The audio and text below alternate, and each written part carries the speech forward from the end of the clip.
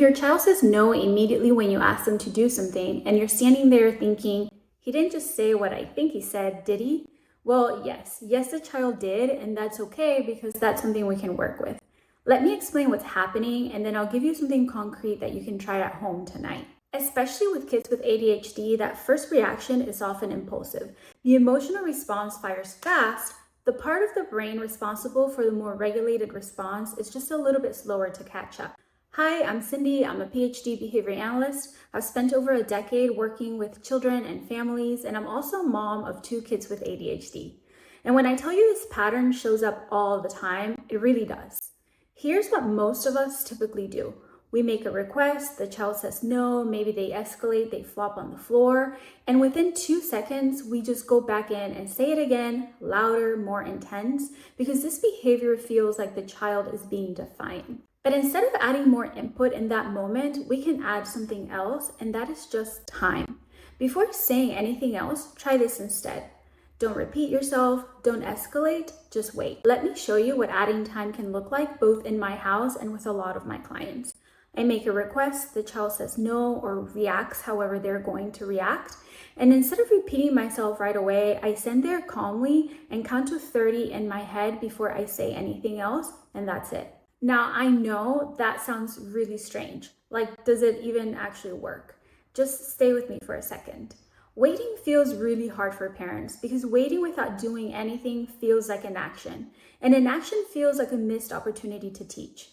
When a child is acting up, as parents, we feel like we need to be very clear and show that that behavior just is not acceptable. But let me help you maybe reframe that thought. By waiting, you are doing something. You're standing there calmly modeling the exact skill that you're expecting from the child.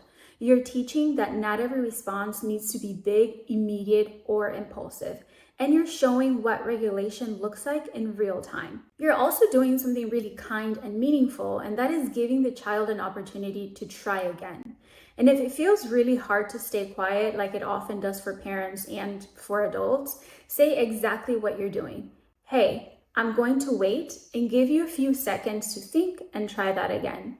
You can use that same line every single time. Using it repeatedly, it becomes predictable, and eventually that line can become its own cue.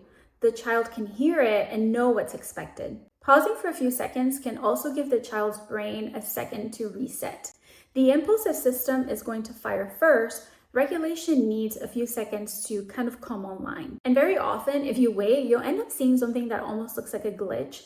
The child says no, and then within a few seconds, they just get up and they start doing what you ask them to do. What changed wasn't the expectation. What changed was the time. That's what regulation looks like when it's catching up. If in this instance we jump in with more words, we interrupt the regulatory process that was already underway. I also find that counting to 30 helps adults too. When we're irritated or feeling disrespected, we don't really measure time accurately. Often what feels like 30 seconds is actually closer to 5. Counting to 30 gives the adult something else to focus on, and it prevents us from escalating further. It shifts our mindset from the child is defying me to I'm just giving them a little bit more time to react appropriately. Now, this is not ignoring behavior, it's not giving in, and it's not lowering the expectation.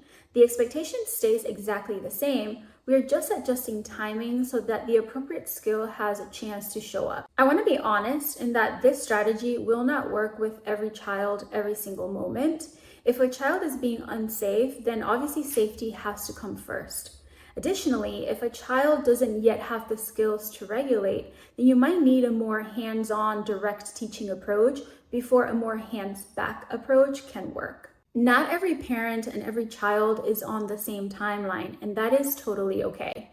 But calm waiting and narrating what you're doing is actually very helpful even in the toughest moment. It can help the child stay regulated, it can help you stay regulated, and I find that narrating what I'm doing often helps me walk myself through the steps so that I don't escalate.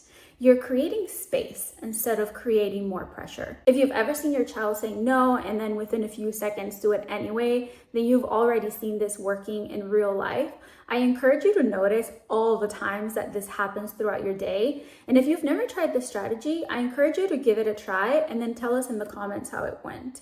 Sometimes the most helpful support really is time and just not more words.